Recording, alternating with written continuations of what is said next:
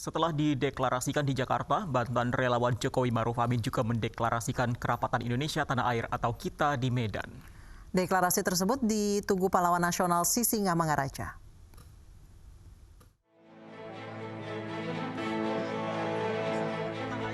Mantan relawan Jokowi Ma'ruf Amin berkumpul di Tugu Pahlawan Nasional Sisingamangaraja 12 Kota Medan, Sumatera Utara.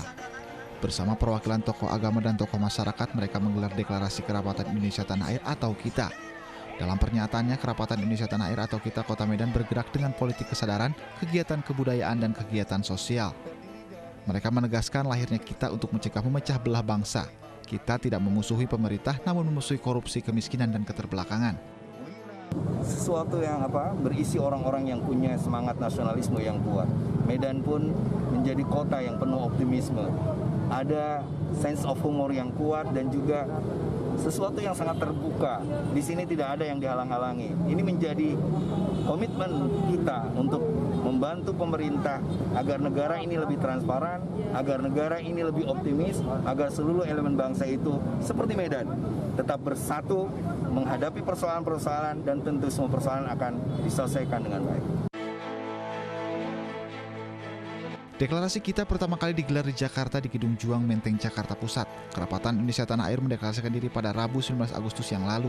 KITA merupakan organisasi yang berisi mantan tokoh dan organ Jokowi Ma'ruf.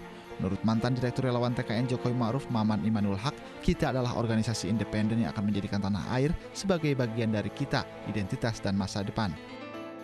Organisasi KITA muncul setelah adanya deklarasi Koalisi Aksi Menyelamatkan Indonesia atau KAMI di Tugu Proklamasi 18 Agustus 2020, tepat sehari setelah peringatan kemerdekaan Indonesia.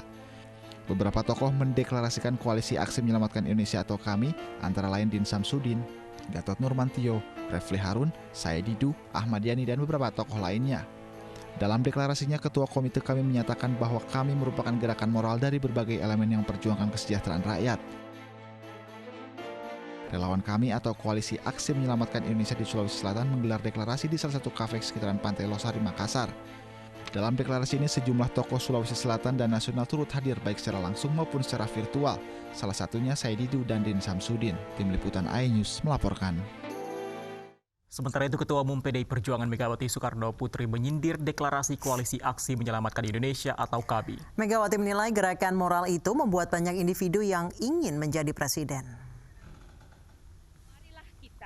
Sama-sama mendengarkan pengantar. Hal ini disampaikan Megawati Soekarno Putri saat membuka sekolah partai angkatan 2 bagi calon kepala daerah yang diusung PDI Perjuangan.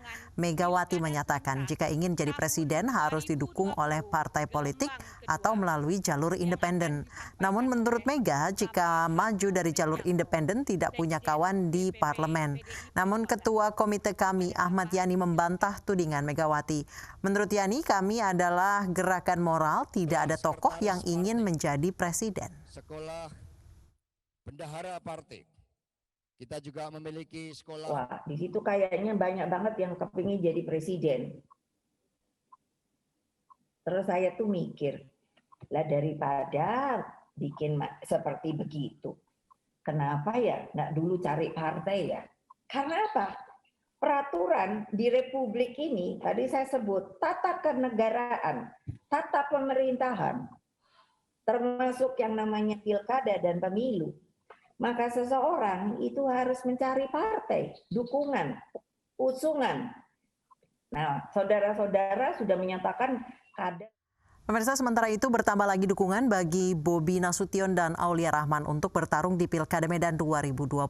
DPD Partai Hanura Sumatera Utara menyatakan dukungan kepada Bobi dan Aulia.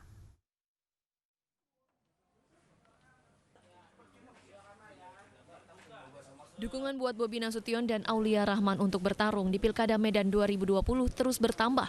DPD Partai Hanura Sumatera Utara menyatakan dukungannya kepada Bobi Aulia walau belum memberikan rekomendasi resmi.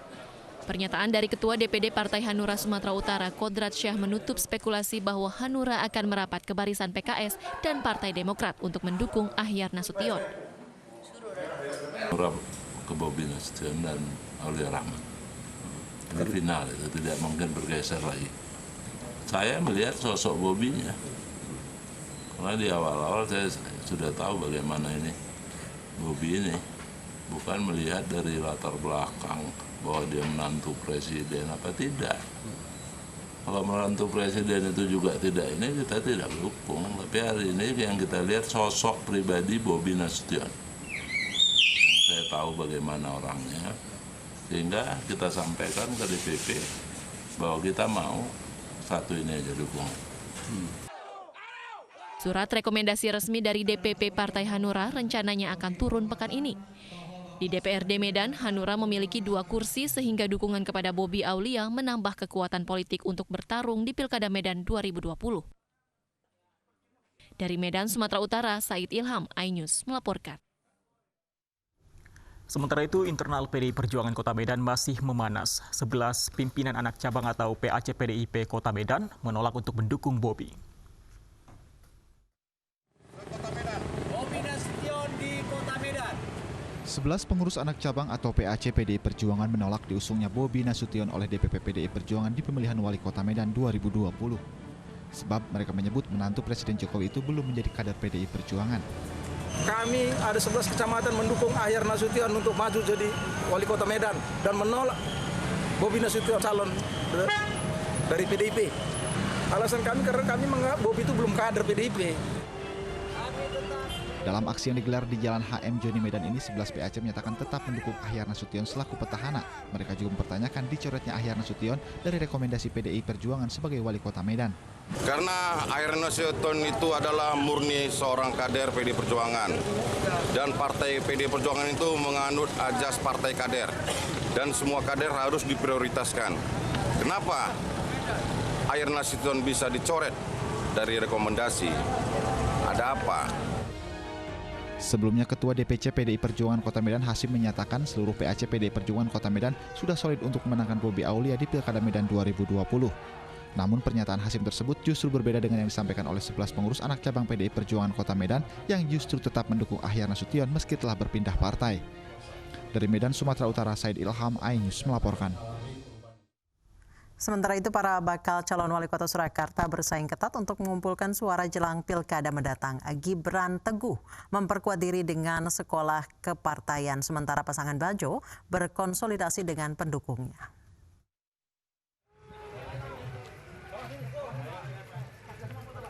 Berbagai persiapan dilakukan para bakal calon wali kota Surakarta untuk mengumpulkan suara jelang pilkada akhir tahun mendatang.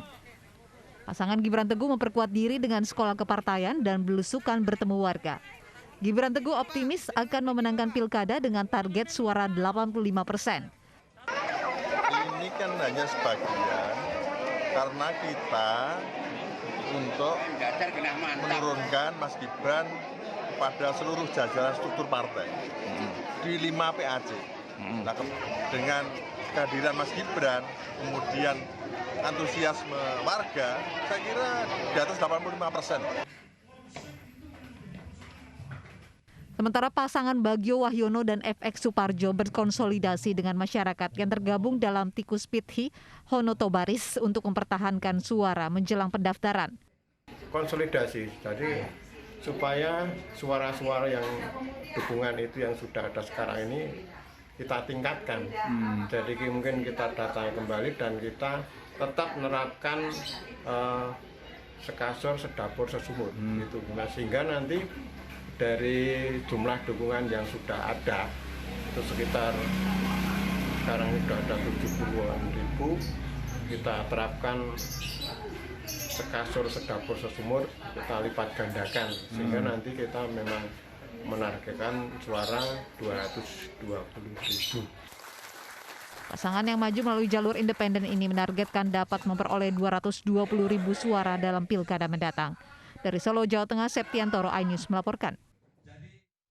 Pemirsa, PDI Perjuangan belum juga memutuskan bakal calon wali kota yang akan diusung mereka di Surabaya. Di internal PDI Perjuangan muncul 3 formasi pasangan yang diduga akan direkomendasikan DPP PDI Perjuangan.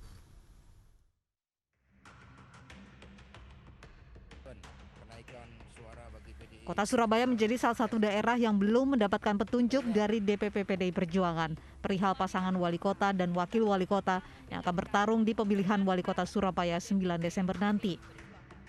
Dalam pengarahan, Ketua Umum PDI Perjuangan tidak disinggung bakal calon wali kota yang akan diusung. Namun nama-nama sejumlah kader PDI Perjuangan sudah berseliweran di internal PDI Perjuangan, baik sebagai bakal calon wali kota maupun wakil wali kota. Di antaranya adalah putra sulung wali kota Surabaya Tri Risma hari ini, Fuad Bernardi, yang menyatakan siap dicalonkan dalam pemilihan wali kota Surabaya 9 Desember mendatang. Fuad yang juga menjadi Ketua Karang Taruna Surabaya ini akan menjalankan amanah jika ditugaskan oleh partai. Meski demikian, Fuad cenderung memilih untuk dicalonkan sebagai wakil wali kota Surabaya. Ia pun telah menyiapkan tim relawan dari kaum milenial. DPP PDI Perjuangan sendiri menyatakan akan mengumumkan bakal calon wali kota Surabaya dalam waktu dekat berbarengan dengan Kabupaten dan Kota Bali. Badiklat PDI Perjuangan menyelenggarakan sekolah partai, sekolah para calon kepala daerah dan wakil kepala daerah angkatan kedua. Ini merupakan tradisi PDI Perjuangan. Karena oleh Ibu Megawati Soekarno Putri kita diingatkan bahwa pemilu kada bukanlah sekedar kontestasi demokrasi. Tetapi pemilu kada menunjukkan tanggung jawab PDI Perjuangan bagi rakyat, bangsa, dan negara. Karena itulah sekolah partai ini dipersiapkan. Di kota Surabaya bermunculan tokoh-tokoh PDI Perjuangan yang disebut-sebut akan bertarung 9 Desember nanti. Sedikitnya ada 3 formasi pasangan yang telah muncul. Formasi pertama yaitu pasangan Wisnu Sakti Buwana Eri Cahyadi. Formasi kedua yaitu Eri Cahyadi Armuji. Dan formasi ketiga yaitu Wisnu Sakti Buwana Zahrul Asad Asumta atau Gus Hans. Sementara anak Risma Fuad Bernardi belum memiliki pasangan. Tidak hanya PDI Perjuangan, 8 partai lain yaitu PKB, PKS, P3, Partai Nasdem, Partai Golkar, Partai Demokrat, PAN, Partai Gerindra membangun aliansi untuk mencalonkan Mahfud Arifin yang disebut-sebut akan berpasangan dengan Mujiaman. Tim Liputan iNews melaporkan. Pemirsa, Menteri Koordinator Politik Hukum dan Keamanan Mahfud MD menggelar rapat koordinasi bersama Gubernur, Bupati, dan Wali Kota seluruh Indonesia. Dalam kesempatan itu, Menko Polhukam meminta tegas dalam mengambil kebijakan penanganan pandemi COVID-19. Menko Polhukam Mahfud MD meminta kepala daerah seluruh Indonesia mengingatkan warganya bahwa ancaman COVID-19 itu nyata. Masyarakat diminta untuk mematuhi peraturan pemerintah untuk memerangi pandemi COVID-19. Selain itu, mantan Ketua MK ini mengajak masyarakat memulihkan ekonomi secara perlahan.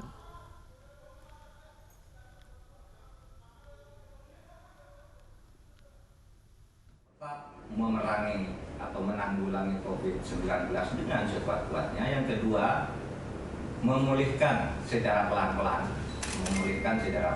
kehidupan kita bernegara, berbangsa, bermasyarakat dengan seluruh aspek kehidupannya. Ekonomi, politik, agama, sosial, pendidikan itu sudah mulai dibicarakan. Nah, langkah lanjut dari itu maka keluarlah Perpres itu tadi. Yang kemudian fokusnya ada 2, yaitu PC dan PEN. PC itu penanggulangan COVID-19, PEN